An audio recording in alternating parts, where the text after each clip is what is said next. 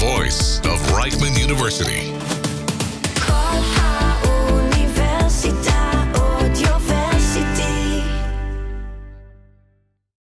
Welcome everyone, welcome to Startup Shook. We are joined today with Shay. Shay David is the CEO and co-founder of Retrain.ai and previously also Kaltura, which I'd love to discuss. And how are you, Shay? I'm very good, and thanks for having me on the show today. I'm glad I found you because I'm very interested in this world of SaaS AI and I'm currently trying to build my own. It would be amazing to learn from you. So let's talk a bit first about Shay. Who is Shay? What's your background? So I'm a serial entrepreneur, born here in Israel. I spent much of my adult life abroad, mostly in the US, and then a few years in London. Recently moved back to Tel Aviv, just kind of in the right timing, some people would say, but pretty excited to be back here. And I've been on the border of startups and academia for most of my career, and we'll talk about it. I'll tell you some war stories, tell you maybe where the bodies are buried. Right. I saw that you are very, very deep in academia. You have a lot of degrees from 4 different universities, Tel Aviv University, NYU, Yale. A lot of founders that I have invited, they have degrees, but not as much as you probably, because this is very interesting. I wanted to ask also later about the intersection between entrepreneurship and education. A lot of founders, they have very, very interesting opinions on education, like Elon Musk, Sam Altman. So I would love to hear yours. But before that, I want to ask your childhood, your background. Are you always this entrepreneurial person? What was young Shay like? Yeah, I think that's something that you're probably born with. And I would say that entrepreneurs are probably born with some sense of dissatisfaction in the world. You see the world and you want to change something. If you wake up in the morning, probably as a kid or as a teenager, and life is happy, everything is good, you probably go to the beach. Entrepreneurs, I think, have in common some sense of dissatisfaction in a good way. I'm saying that you see the world and you have ideas about processes or things or objects or people or things in the environment or things in the economy that you could do better. And that's something that I remember strongly as a kid, always having ideas of patents and inventions and ways that things could be more efficient, more improved, more fun. That's something that I kind of grew up with. And was this mostly from yourself before the army? And I want to talk about your experience in the military because a lot of founders, they gain a lot of sense of responsibility, also leadership skills, and this entrepreneurial mindset, can-do attitude from the military. What about yours? I think mine probably developed early on. I spent most of my childhood in Israel, a few years in the Valley, in Palo Alto. So I think, that kind of gets to you by osmosis from the environment. So I grew up in the Valley for 2 different periods of time, during my primary school and then during high school. And those were the early years of computing. This is where PCs were just being introduced to the public. Before there was kind of an IBM PC,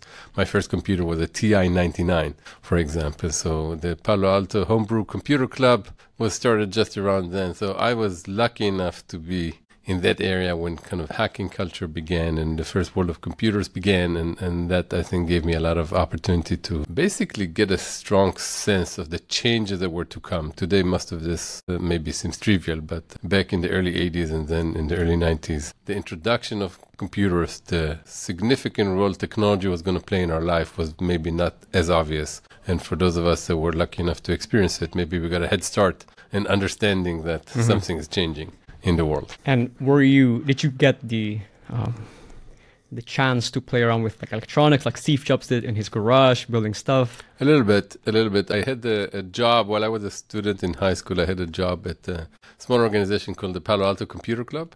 And our job was to build PCs from parts. Back then, you couldn't just go to the shop, to a Radio Shack or to a Best Buy and buy a computer. You had to order it from a special shop and they had to build it for you. And there was this German guy named Klaus who bet on me, thought that I was smart enough to go do this, hired me and a few other friends, and we would build computers from parts, from motherboards, and install the chips on them and format the drives and put a little software on it. So that was my first experience of like really building computers and putting my hands on the keyboard. Wow, I'm so jealous right now. It's also part of my love, my appetite is in computers, electronics, putting stuff together. When I was young, I played with Arduinos, Raspberry Pis. Yep. But these days, those things are like ready. Yep. You can make anything you want with just a $5 board. But back then, I presume you have to. Yeah, back then you had to know what you were doing, and there was a lot of interaction between the software and the hardware. So if you knew what you were doing, you could take, say, a motherboard, or you can take a hard drive controller, or you can take a sound card, and you can physically play with the hardware. You can, there were gates on the card, and you can jump in, you can do things like write double density on the hard drive. So you can turn a hard drive from 10 megabytes, I'm talking megabytes, not gigabytes, from 10 megabytes to 20 by changing the speed of writing on the drive, by manipulating the hardware, things like that. It's kind of fun. No, that's so cool. And did you, is this the reason you end up in computer science in Tel Aviv University? But why Israel? I was born in Israel, and I was there, and I came back to Israel to do my military duty. So I spent part of my high school with my family. My father used to work for the Israeli government, and we were on sabbatical in Palo Alto. He used to work for the aerospace industry, and then I had to come back and do my military duty. It was either coming back and doing my duty or staying abroad for many years, not having the ability to come back because I was going to skip the military, and for me there was no real question. I came back to do my duty. But you didn't thought of studying also in America? Once I came back, I wanted to go back to America, but I decided to wait for grad school. So I did my military here, college here in Tel Aviv University. And then when I finished college, I went back to the States. Did the military change you a lot? From what I've heard, you already have most of these entrepreneurial abilities before. I think you gain a lot in the military. In the military, I was in the intelligence corps, and I was flying drones and later commanding a drone unit. And later we'll talk about Retrain.ai, which is very focused on jobs of the future. Drone operation is probably one of the biggest rising jobs of the future. For me, that's kind of a job of the past. I did that over 30 years ago, and I say that to people, and they're like, no way, you were flying drones 30 years ago. But yes, the military was very advanced in its technology. These are very early versions of drones. So the capability to bring a technological capability to the field was something that I think is very unique to the military, but also beyond the specifics. You know, you could be in combat, you can be in technological units, you can be in cyber, you can be in many other units. The military really teaches you lessons about the ability to extract from yourself things you didn't know existed. Teamwork, collaboration, command, control, community, many of the things that I think make you later a good entrepreneur and a good manager and a good human in general. I actually applied to try to join, but I don't think I passed the clearance test. Here in Israel? Here in Israel. Yeah, exactly. It was before the war, but right now maybe it will change, but it was a long time ago. So you were born in Israel, studied in America for a bit, and you come back for military and then for the first degree. What then led you to build Retrain?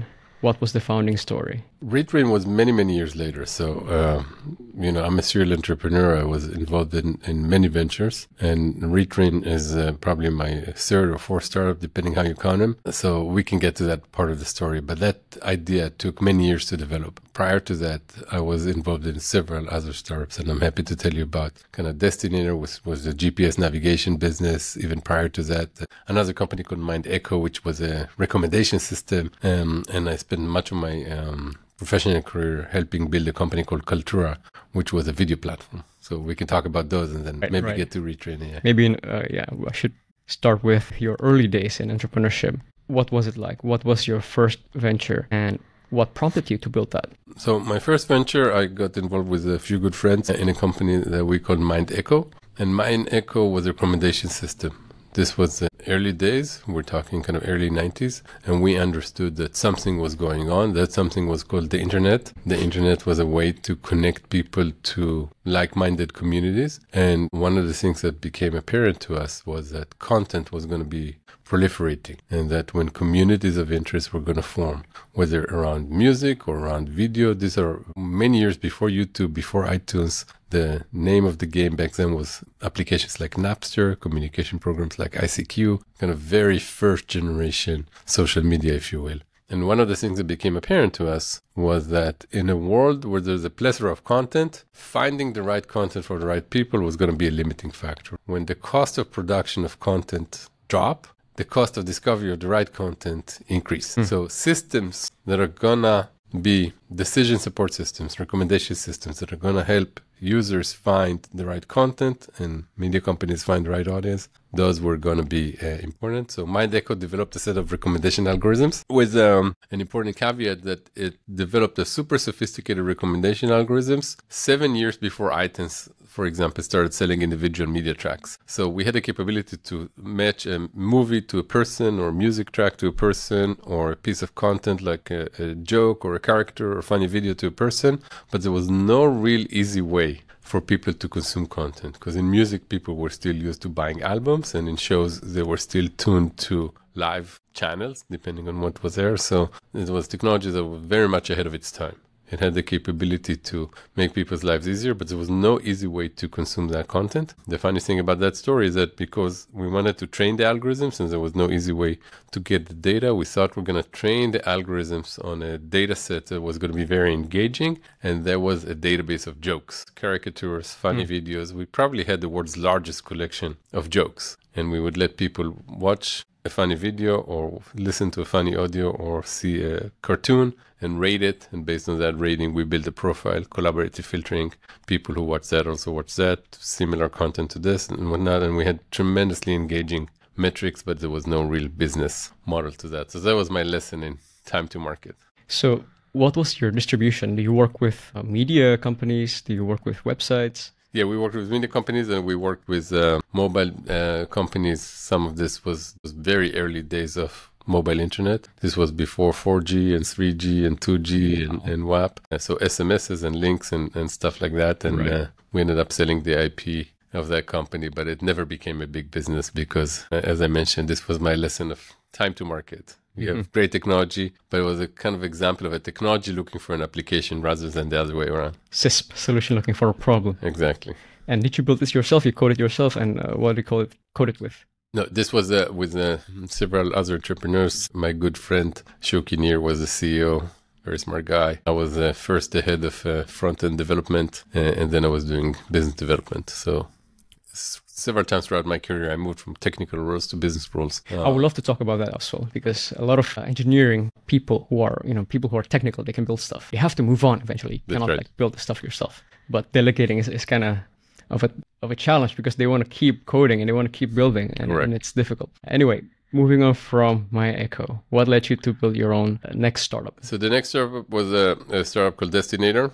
And Destinator started with a very different business problem, but similar in the sense that something was going on with this idea of mobility and devices in the hands of people. And the problem we set out to build in Destinator, this was with my good friend Ron, who was the CEO and later also CEO at my other company, Cultura. Destinator wanted to solve the problem of personal mobility and the capability of personal navigation. The problem then is that mobile devices started to exist. People had, back then it was Palm Pilots and compact iPads. This was before the iPhone. This was early days of mobile computing.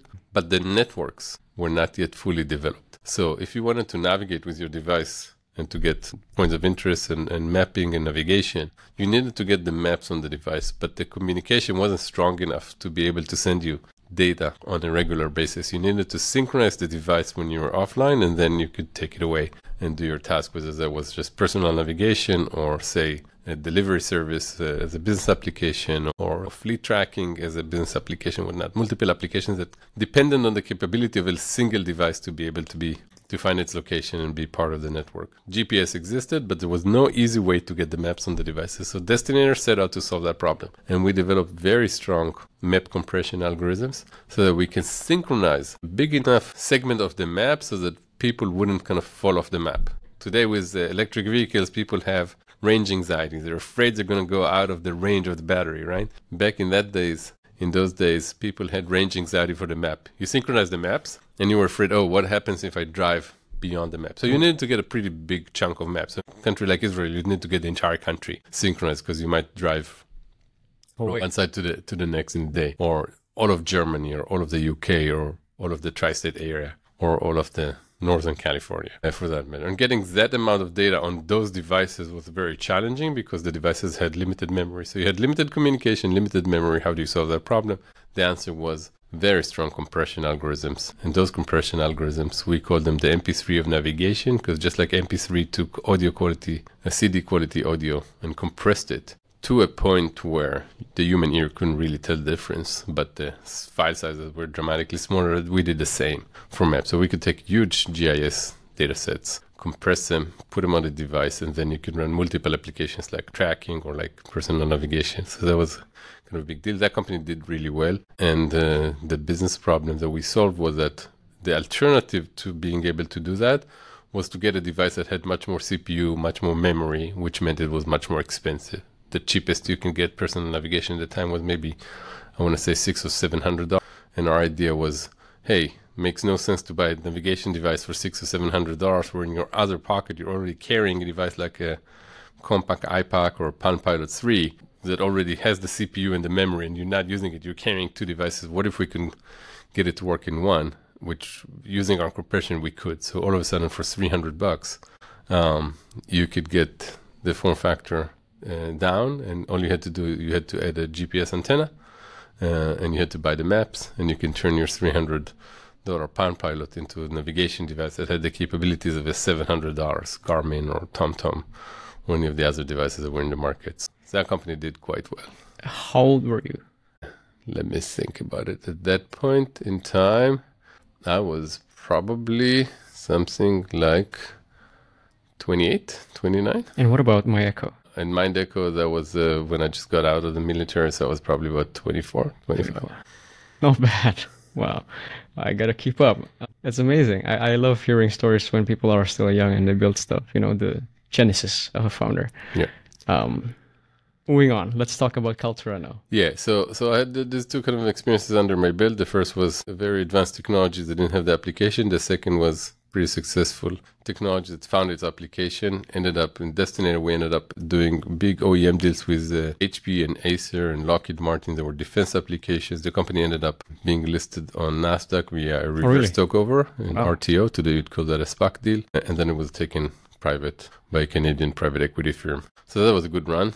And after that, I took a break and I went back to academia. To your earlier question, I always believed that there's a fine line. You know, you have to rest and charge and study and learn the new ideas and be able to think for yourself for a few years. So I did a little stop and I went to Cornell to go get my PhD and rest in the mountains in Ithaca in the snow. Maybe, you know, cool down a little bit from the hotness of industry, which was phenomenal a few years. And then I went to Yale to finish my postdoc for a couple of years, and after that I felt ready to go back to the industry. And while I was doing my postdoc at Yale, I met my good colleague Michal Tzur, an amazing entrepreneur herself. She had just come off another startup called Sayota, which was a cybersecurity, credit card security, and banking security company that got sold to RSA Security. So Michal was looking for her next big idea, and I was getting ready to get back to industry, and I was getting ready to go back, and both of us would collaborate on academic papers. We did our postdoc at a place called the Information Society Project at the Yale Law School. So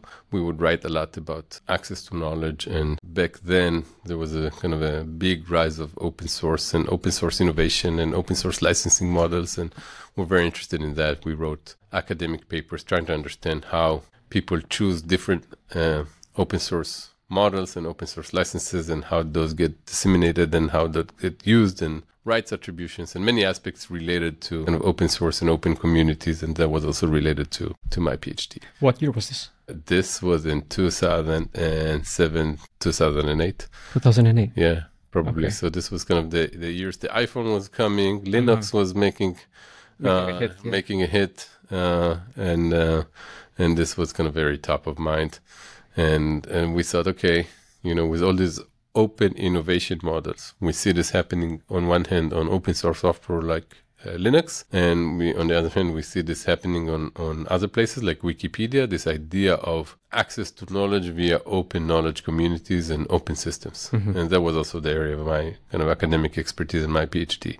And Michal and I said, what if somebody took all of these ideas and applied them to video? Again, some of the ideas that I shared before on kind of Mind Echo, the idea that the cost of production of content was going down. The means of production that were available in everybody's pockets, you know, 3 billion, 4 billion, 5 billion of these devices back then. Now it's probably 7 or 8 billion. Now there are probably more phones than people's. But back then we're talking about billions of devices in people's pockets. And our idea was, where is all that content going to go? And the answer was, it was either going to go locked in kind of proprietary systems with these proprietary formats where nobody can touch it. And if you remember early days of iPhones, for example, the iPhone didn't have an app store, for example. There were no apps. And I say that to people and they're like amazed. The first version of the iPhone actually didn't have video capabilities. It has an app for a kind of stills camera, but it didn't have video recording capabilities. The first one doesn't have? It did not. And then they introduced the app store, and then they introduced video capabilities. But it was apparent that there was going to be proliferation of multimedia content in the world. And it was apparent to us that there's probably something there. If somebody was able to build kind of an open source version of this, where the formats are going to be open, where there's going to be interoperability, where a system of record to be able to control the media flows, that was going to be able to route the right media to the right people with the right access control, permission, rights management, security, safety, privacy, and the rest of the package that has to manage video. This was going to be something pretty big. So that was the idea behind Cultura. And we partnered with two other amazing entrepreneurs, Ron, who was my partner and CEO at Destiny previously, and Iran Etam, who became our CTO, and the four of us started the company and built it. It took a few years, but we built it into kind of an industry leader, got it to hundreds of millions of dollars in sales, took it public on NASDAQ a few years ago. So that was a very nice run and kind of riding the wave of that rise of media, rise of mobile media, and the rise of open information systems. Wow. I want to ask a question about how do you spot these trends to work on? You know, YC likes to say, if you want to work on a startup, work on a problem, focus on the problem first. Mm-hmm. But how do you find this idea spaces where they have very good problems to solve? A lot of the listeners are young entrepreneurs, and so they don't have this wealth of knowledge to spot really which areas to work on. They have the skill, but not the wisdom to spot which areas to work on. How do you find those? So I think there are multiple approaches. The first is scratching a personal itch. In the early days of media, for example, you know, how many times you might not remember that because you might be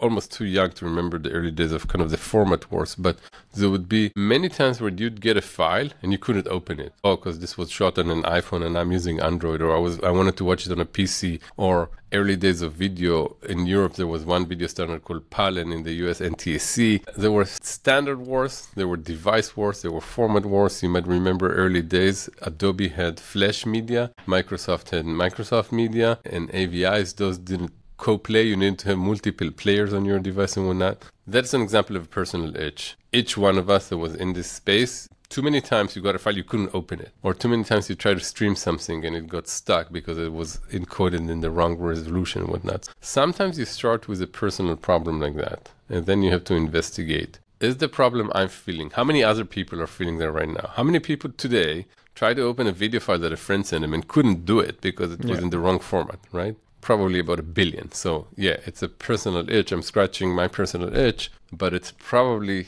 pain for many other people. So that's one way to do it. Sometimes it's not necessarily the best way because you might miss out, right? Because you might represent a relatively small class of users, and also that personal itch problem is probably more relevant for kind of B2C and kind of consumer application, whereas an individual, you're probably not feeling the business problems. But, you know, as you get into the market, you become an employee, you become a student, you're starting to feel business problems. So as a student, for example, again, related to Cultura, one of the biggest problems that universities had is that they didn't have a proper method to record lectures and to be able to grant access to media to students. One of the solutions Cultura developed, for example, was the capability to have universities connect all their media recording capabilities, index them properly, connect those to the learning management system so that students can watch the lectures as they missed them, use the material in order to learn for exams, get the transcription, get ADA compliant translation if you're visually impaired or hearing impaired, and be able to get kind of the group media if you're collaborating with media and some multimedia projects and whatnot. So as a student, for example, you might feel those problems.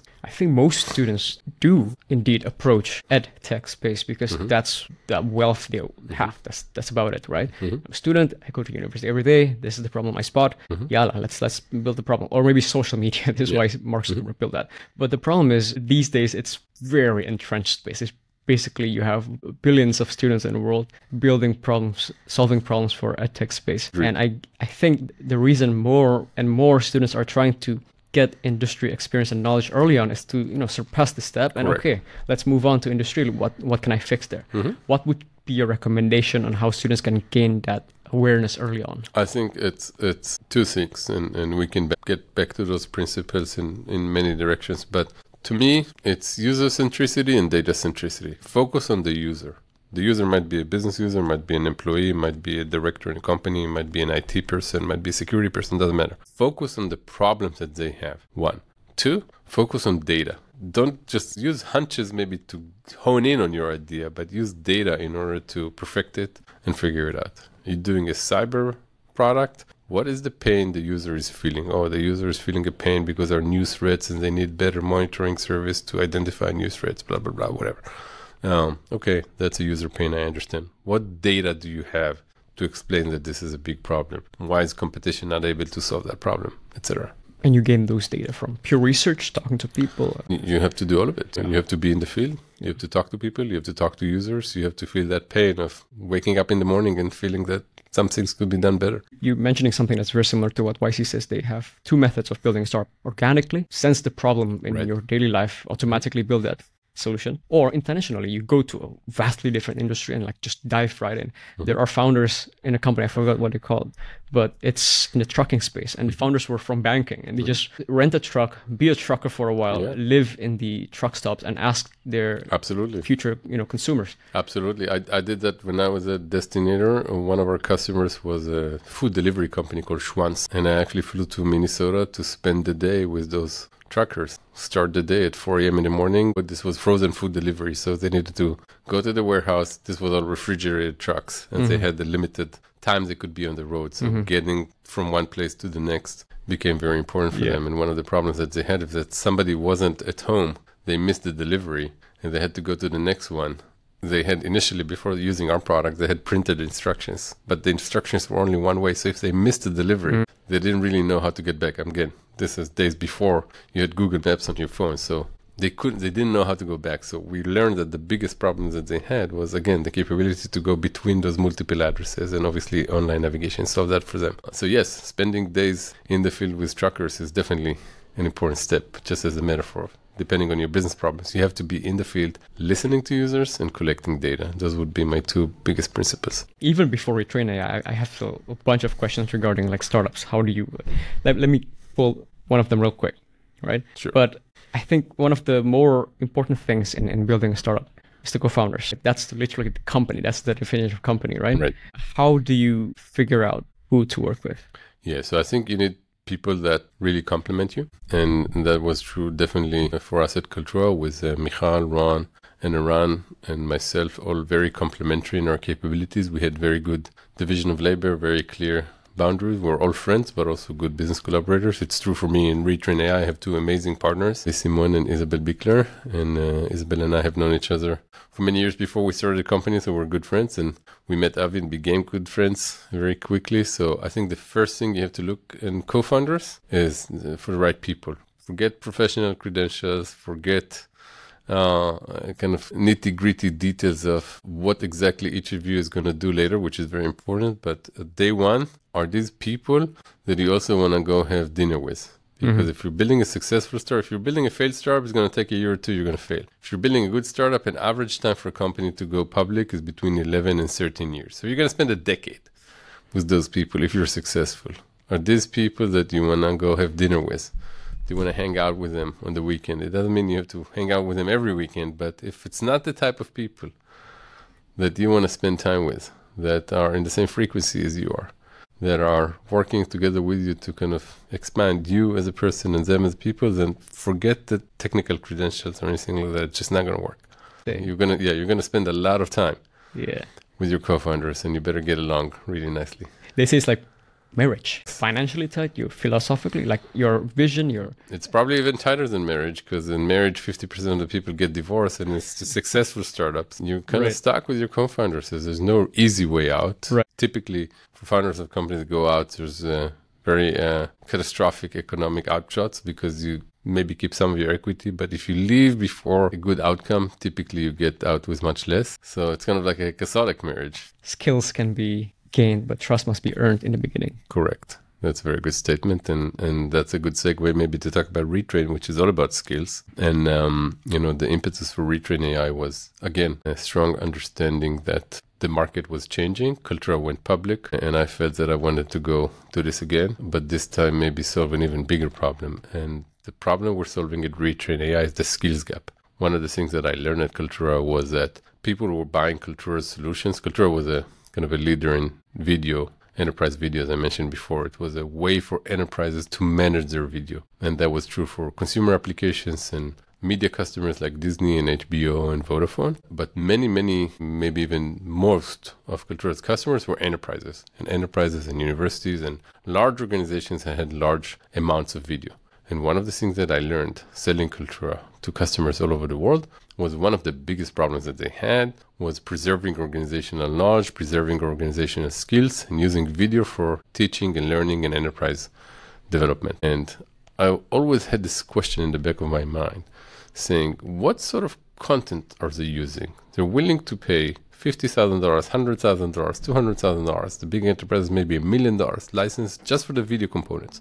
And those video components were tools in a toolbox. They were having many other tools in that toolbox. If somebody's willing to pay $500,000 license just for one tool in a toolbox, they must have a pretty big problem. Right. What is that problem? That problem is the preservation of organizational knowledge and skills. If the killer use case for enterprise was learning and training, then learning and training for what end? For what purpose? The purpose was being able to make sure that the organization, as an organization, has the right skills, the right knowledge, the right know-how, the right processes, like finding the right people, onboarding the right people, teaching the right people, developing the right people, so that they can get the job done. Hence the idea for Retrain.ai, with the backdrop of AI and automation really changing the future of work as we know it. Dramatic acceleration with further acceleration by COVID of the introduction of AI and automation to pretty much every aspect of industry is changing the nature of business. And if you take both of those assumptions together, saying that organizations are really keen on making sure that they have the right skills and are willing to pay a lot of money to make sure that they find the right skills, develop the right skills,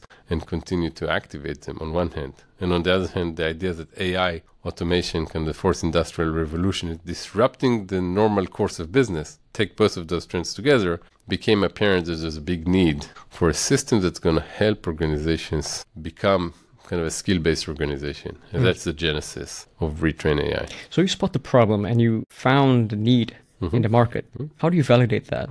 I mean, you can spot the problem pretty quickly, but it's a different thing to We talk to people and we find early customers and design partners. So, when you're building a business, it's like the old joke about the guy who has nothing to eat for dinner and sits in the town square and, he's kind of a traveling salesman, has really nothing. He had a bad week and sales were not good and doesn't have a penny in his pocket and comes to town and wants to eat and he's hungry and he's sitting in the town square and he's a traveling salesman on his wagon. He has his kind of a traveling salesman kit. So he has put together a little fire and he has one empty pot and he sits in the town square and he puts it in and he puts a big rock in it so that the pot doesn't fly away in the wind. And people start gathering around and asking him, hey, what are you cooking? He's like, I'm making stone soup. He's like, oh, I've never tasted stone soup. Can I try? He's like, sure, you can try, but what could you contribute? And the first guy says, oh, I can bring a carrot. Okay, fine, bring a carrot.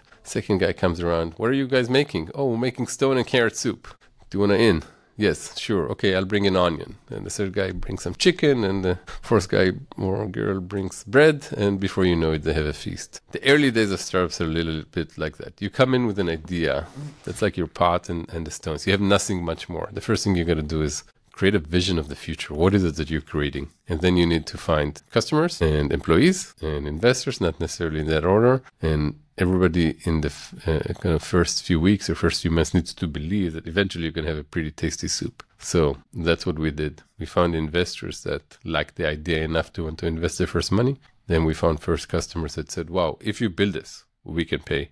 And then we found employees that said, you have investors and customers who were willing to jump in and help build this. So it's this momentum, and in the beginning, you are letting your customers also become co-founders and help your product evolve to finally become something that's actually useful to the market. This is a very good. So we call those early customers design partners, and we make it very explicit to them that they are design partners, that they're buying a product that is not fully ready. The benefit to them is 1, they're probably going to get it pretty cheaply. 2, they get a seat around the table. 3, they can be design partners and part of innovation. So it's not right for everybody, but it's right for organizations that are very forward thinking. They have a big enough business problem to solve that they couldn't find a mature product, because if they could just shop around and buy it, they probably would. And that they want to really help because they understand this is something, part of something bigger. Talk a bit about what you are building right now. What is Retrain doing right now, and how do you plan it going forward in 3-5 years from now? Okay. So Retrain is building the world's most robust, actionable, fresh, and I would say advanced HR co-pilot. We're building an AI that is intended to help HR professionals take better decisions around HR from pre-hire to retire. Every organization in the world is looking for employees, but they're not just looking for any employees. They're looking for employees that have the right skills to get the job done. There's an old joke that says that a chicken is just a way of an egg to make another egg. By the same token, you can say that an employee is just an organization's way to collect skills. And I'm saying that in kind of in a funny way. But why would anybody hire anybody ever? The short answer is because they want that somebody to do something for them. And skills are the capacity to do work. So what an organization really wants when you hire somebody, onboard them, train them, keep them, retain them, develop them, is you want to develop the capacity to do work. Otherwise, everybody would go to the beach and swim, right? Or eat ice cream. But instead of that, we go to work because we're trying to get things done. So what Retrain is building is the most advanced skills framework ever to exist. We can ask the first question, which is what occupations exist, what roles exist, what are the skills necessary for those roles, and how could we build an AI that can help understand people, jobs, training pathways in a way that's going to help organization find those right skills, keep those right skills, develop those right skills. The upshot of all of this maybe sounds complicated, but it's really simple. Our bots and our co-pilots allow people to hire faster, retain longer, and develop their talent more intelligently. Amazing. And how do you see the future of AI shaping the tech industry? Well, I think it's not just the tech industry, and this is an important point. The future of AI is going to shape most of the world. You know, some people, Sundar Pichai at Google thinks this is bigger than fire. Other people might call that, maybe kind of utopian or optimistic and say that AI is going to destroy the world. But I think people understand that this is going to have a pretty profound implication. I definitely think AI is bigger than the internet, bigger than mobility, bigger than the iPhone and whatnot. So it's not just about shaping the tech industry, it's shaping industry and shaping society in general. And I think we're going to have two main impacts. The first is that there's going to be people that are excluded. And part of what Retrain.ai wants to do is make sure that those people are not excluded. These are people that don't have 21st century skills. If you read the economic headlines in the New York Times or in the Financial Times, you probably would be completely misled to believe that the problem right now is that AI is going to take over the world and there's not going to be jobs for anybody. Right. And the data suggests that this is absolutely not true. There's going to be significant displacement. There are going to be a lot of jobs lost, but there's a very good chance that the number of jobs created are going to be higher than the number of jobs destroyed. Here's where people get mixed up. They say, okay, let's look at the trucking industry or the driving industry. If you look at IRS forms in the US where you have to state your profession, driver is the single most prevalent occupation in the US. More than 2 million people are drivers. Imagine a world where there are self-driving trucks, self-driving cars. Those people don't have a job, right? Those drivers do not have a clear path to become Python programmers working for Waymo, working for Uber, building the technologies that displace them, right? But this is the mix-up that people say. And they say, okay, all these drivers are going to be out of jobs. There's no easy way for a driver to become a top-notch AI programmer, and therefore that driver is going to remain unemployed. This is not true. Because when you think about the self-driving trucking industry, for example, there are many, many other new roles that are being created, right? Like an AI auditor, safety inspectors, customer service representatives, and whatnot. Now, there's going to be major disruption. And for an individual that doesn't have the skills, the disruption might be quite painful. For the people that were in the mills in Manchester and Liverpool, come the invention of the steam engine. And mills were being motorized with centralized steam engines that would motorize a mill and take out 100 people, replace them with one steam engine. For those 100 individuals, the transition was very painful. The fact that mechanical engineering became a big profession 20 or 30 years later, and that there were now hundreds of people fixing steam engines, didn't help John Doe that just lost their job and lost their livelihood. And in the UK, where this happened in the first industrial revolution, with the steam engines, there was a whole movement called the Luddites, which literally would come at night and break the machines with hammers because they understood that technology was going to disrupt their business. But then came the second industrial revolution with electrification, and then came the third industrial revolution with communication. And each one of those first three iterations, the upshot was that there were more jobs created than jobs destroyed. The economy kept growing at a dramatically faster pace. So to some extent, there's historical evidence to suggest that this is going to happen again. And with this fourth industrial revolution, we're going to end up having more jobs than we've lost. The person probably who's the smartest writer on this is a guy named Carl Frey. He's the head of the Future Work Institute at Oxford. And his book, The Technology Trap, is a highly recommended reading. Maybe you can include it in the links, The Technology Trap. But that is hypothesis. We're not sure that that's going to happen. We're not sure that's going to help individuals. So what are we going to do in the meantime? In the meantime, we have to make sure that we have people that have the skills to work with the machines. Otherwise, we're going to have a class of people that are not just unemployed, they're going to be unemployable. If you're not going to develop 21st century skills, the capability to work with automation, the capability to work with people, so communication, collaboration, data analysis, data visualization, data automation, and things that have to do with that, you might be not just unemployed, unemployable.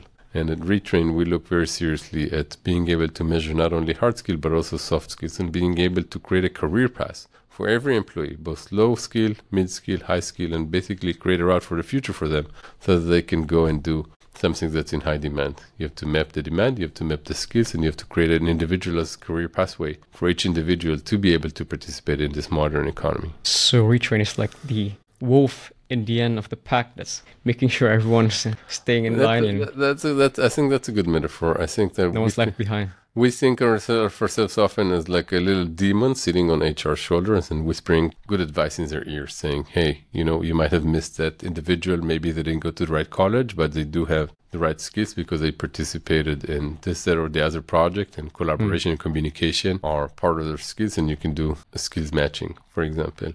There's a bigger trend in the industry going on right now, which we're playing into, which is called the SBO journey. SBO standing for the skill-based organizational journey. Why? Because, again, despite the headlines in the economic press that says that soon enough there's going to be mass unemployment, the reality of the market right now is that unemployment in all the developed economies is at an all-time low. In the US, there hasn't been unemployment so low since the 1960s. Right, and people talking about macroeconomic trends and the soft landing in the US where interest rates have been rising, but unemployment remained low, right? The dearth of business right now is that it cannot find the right employees. Post-COVID, in both the UK, Germany, the US, there are probably 2 open jobs for every job seeker. Businesses are having a very hard time finding employees. And if that's the new normal, and I believe personally that this is going to be the new normal for the next 5, 10, 20 years, then people are in the driver's seat. Employees are in the driver's seat, and particularly employees that have the right skills. They're in the driver's seat, and they can find jobs fairly easily. Wages are rising, so employers need to be able to make very smart decisions about where they're going to find the next talent, how are they going to convince them to come in, how are they going to give them the skills that they need to do their job, and how are they going to create a career path for them that's going to be exciting, engaging, and puts the employee at the center. Some people say that AI right now, with every new technology, is going to go through the hype cycle and the trough of disillusionment, and then finally the real players just remain. Where do you think we are right now? Because a lot of technologies are right now, people are calling themselves AI, but in the back it's a bunch of people from Bangladesh, fixing the code or whatever. Where do you think we are right now? I think we're probably close to the peak of the hype cycle. I've heard this joke the other day, like what's the difference between AI and ML, or machine learning? So AI is written in Python and ML is written in PowerPoint. But beyond the joke, I think you're right. Many people are trying to brand themselves as AI and machine learning and natural language processing and all those kind of alphabet soup buzzwords because people understand there's something there. To me, AI automation is nothing more and nothing less than the finding of patterns in data. So if there are applications that has to do with data and the capability to find patterns in those data and act on those patterns that you find, then that's probably fair use of the word AI, right? Regardless of whether it does that at human level or not at human level. And there are fairly many different applications today which have not yet truly been disrupted. Think about yourself. Your life as a student, for example, you have access to ChatGPT. It might help you write your college essay then, but most of your life, post-ChatGPT and pre-ChatGPT, have not really changed significantly, right?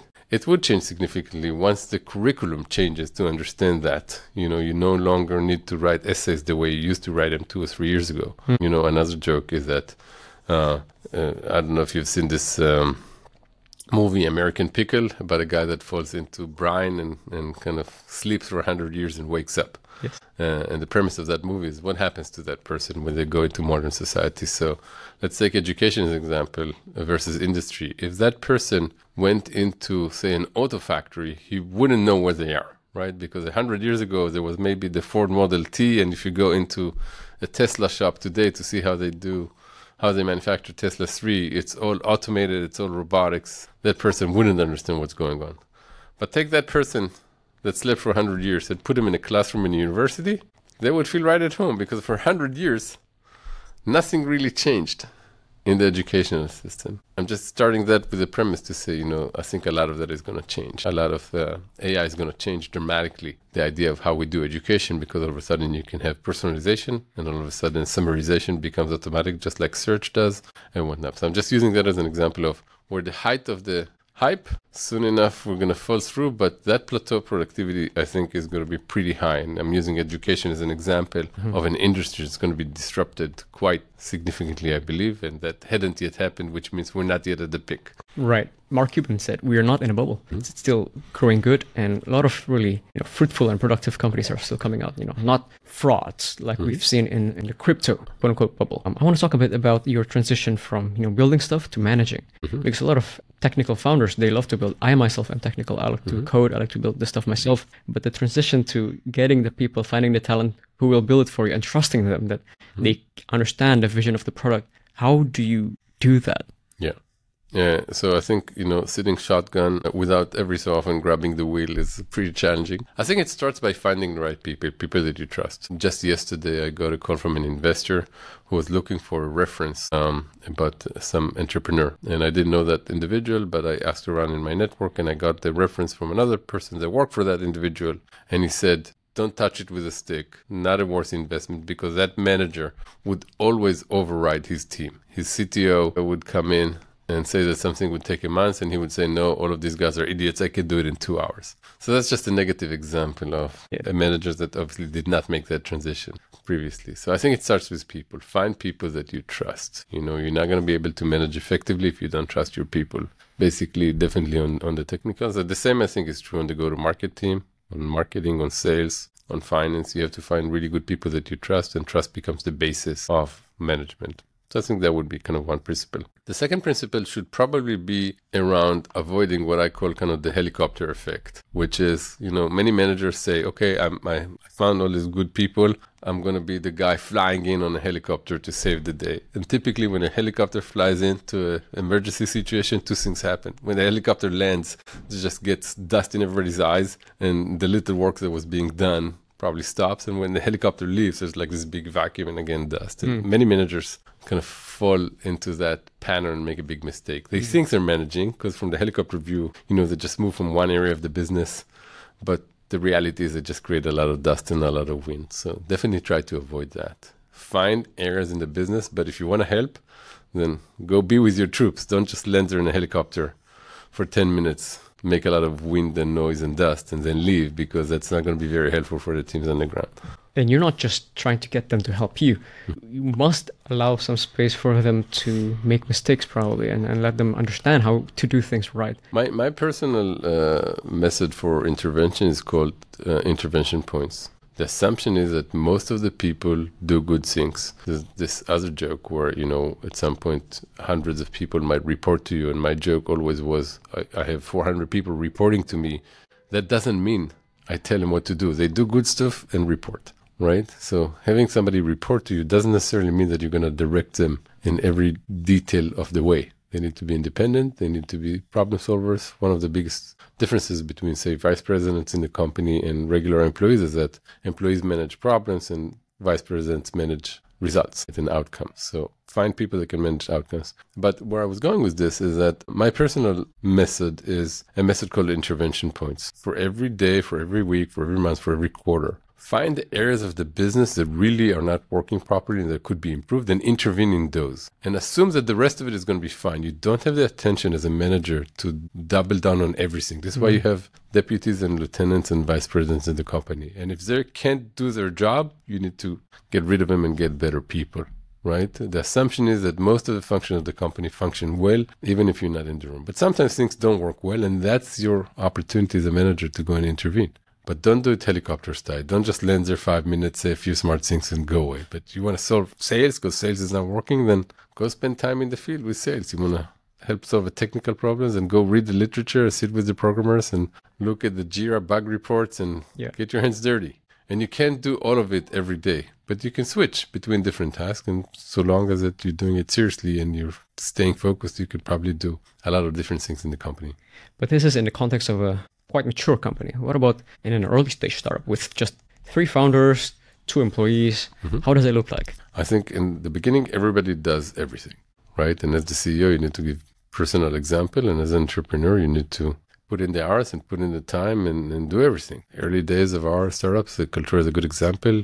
We would go to trade shows, for example, and we'd have this little booth that came into this, big, I don't know if you've been to a trade show, but there are all these posters and they come in this big box that weighs probably like 100 pounds and you look left and right, but it's a 3-person company. There is no marketing team that's going to put this on a truck and ship it. You haul it with you. And for the longest time, Kaltura's booth was stored in my basement. And every few weeks we had a trade show, I'd have to haul that 100-pound box out of my basement and get a big Uber. And this was before the days of Uber, order a car service and haul it to the next place. And that's it. Is this the best time spent for a big manager at a company? If you're a young company, the answer is yes, because at that day in time, this is what you have to do. And when you increase your sales and you can afford yourself to hire a full-time marketing, event marketing person, then you're not going to have to do it on your own anymore. But at that day, that was the most important thing for you to do, and you do everything.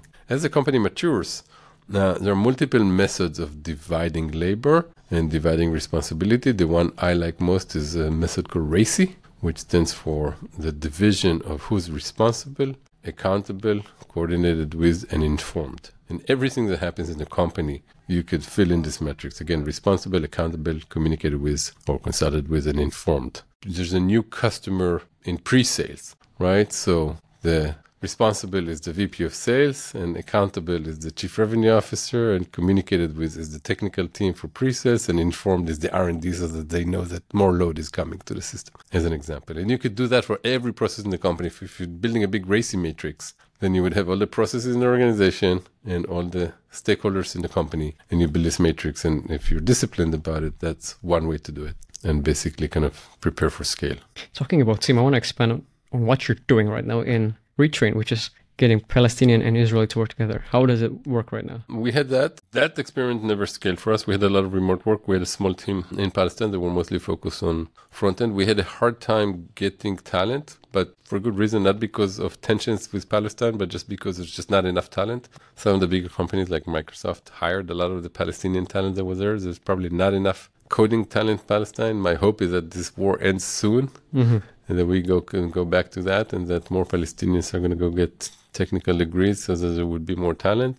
And in the interim, we've had more scaling experience with actually a team in Eastern Europe that's running out of, some of them are out of Poland. Many of them are actually Ukrainian engineers that fled the war in Ukraine and settled in Poland and were looking for work. With global political instability all around, I think technology is a big unifier and actually gives people a lot of opportunity to stay connected. I truly believe that. One of my goals with studying here in Israel, I'm from Indonesia, is that I want to unite the countries. We're stuck in this rock. Yep. I think it's inevitable that it will happen, and I want to be the one to help bridge the gap through economics, through startups. In my previous startup, my first one, which we had to wind down, but back then we managed to hire an Indonesian living in Indonesia, and we're based here in Tel Aviv. So I'm quite proud of that, and I hope in the future we have more of that and more of this economic collaboration between countries. One last thing about advice to entrepreneurs. We have spoke a lot about those, but I want you to maybe give one last thing about entrepreneurs. They all want to build stuff, but they don't really know what it takes, really. It takes a lot of character and a lot of perseverance to. This thing is not trivial and it's not easy. What would be your advice for people to really discover if this is for them or not? Because a lot of founders, when they're asked, so do you recommend people to do interest? No, don't do this. This is difficult. It's not for everyone. What are your thoughts on that? I remember that before I went to get my PhD, I consulted with a professor friend, and he said, Shay, if you're bored, go read a book. Don't go pursue a PhD. So I would start with that advice. If somebody wants to do a startup because they're bored working for a corporate and they think that this is going to be fun, it's probably the wrong way to go about it. Go do a course on Coursera or Udemy, or take a break and go do the Annapurna Trail and come back energized and continue your job. Just because you're bored doesn't mean you have to start a startup. You have to have a very strong conviction that there's something fundamentally wrong and there's a big problem that nobody else in the world had solved, and that you yourself and the team you're thinking about putting together are the best people in the world to go and solve it. And if you can't pass that barrier, I would say don't start a company. You can go and do a project within your company, or you can go work for somebody else, but you have to have a very strong conviction that there's a very big problem and that you have the tools and the wherewithal and the capacity to go and solve it. Because again, especially in success, if you think, oh, I'm just going to do this real quick, I'm going to do this company 3 to 5 years, sell it to Google for $100 million. No, that doesn't really happen. Every so often there's like a quick win and people do that. But for every success like that, there are 1,000 that didn't succeed.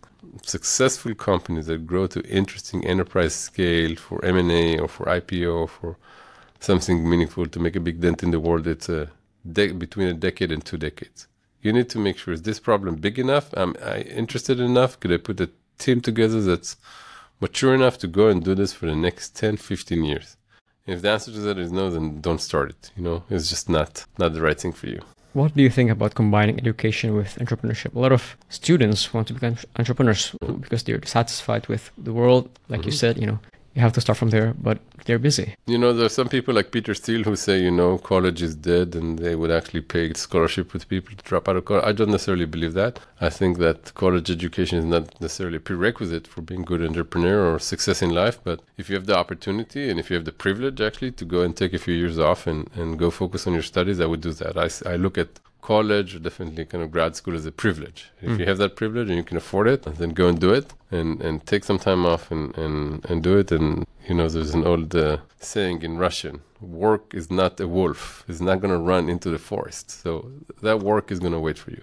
That being said, if you have such a big idea and you happen to find a big problem or find an amazing team or find some solution looking for a problem and something happened, then life is short. Go and do it if you have the passion to do it, and then you can probably parallelize. But I don't subscribe to this idea of drop everything and solve your problem now because it's going to go away. If it's a big enough problem and it's tough enough to solve, it can wait a year or two until you finish school. And I think that the benefit of education, definitely of kind of a college degree, it's a time of learning, it's a time of experimentation, it's a time of you to really go deep into the topics, to build the foundations and to learn to be a better human and a better professional. So I would not urge people to go start startups when they're 20. Go finish your school, maybe develop a prototype, maybe use your schooling to gain the foundations, meet some people. I think that college campuses are a great place to meet co-founders and to basically start working with people. And you can do an experiment. Go do a class project with people you think you might want to run a startup with and see how you guys get along. It's probably better use of your time than going out and trying to raise money and building it. So I guess for people who are afraid of feeling left out with this opportunity that's right there, but they don't have enough wealth of skills and experience to solve it, is to think of it this way. You have a worm in your fishing rod.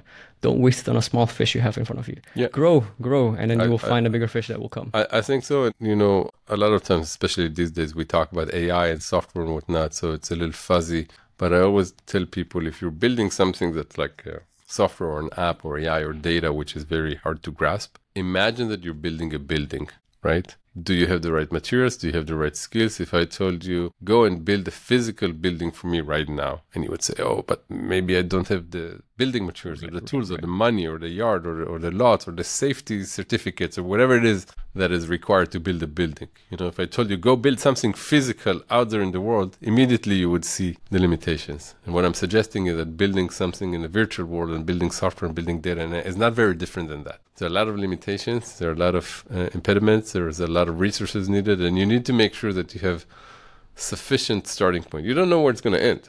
And, if you have a good idea, there's a very vibrant VC community. You can get investors, and you can get employees, you can get designers. You can start small and grow. I'm not discouraging people from doing that.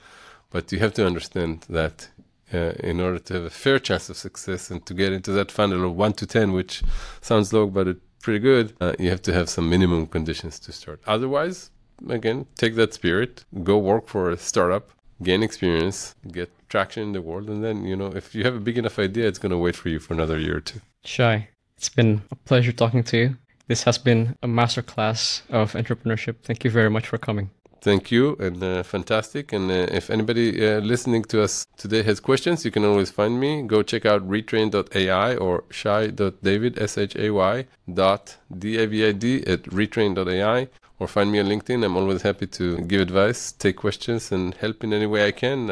Entrepreneurship is my passion. I take community hours every week helping young entrepreneurs. And if you have a really cool idea, send me an email. I sometimes invest as an angel, so fill me in. Intriguing.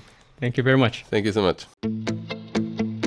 All our shows and podcasts available online on our website and on all podcast platforms. Search Audioversity.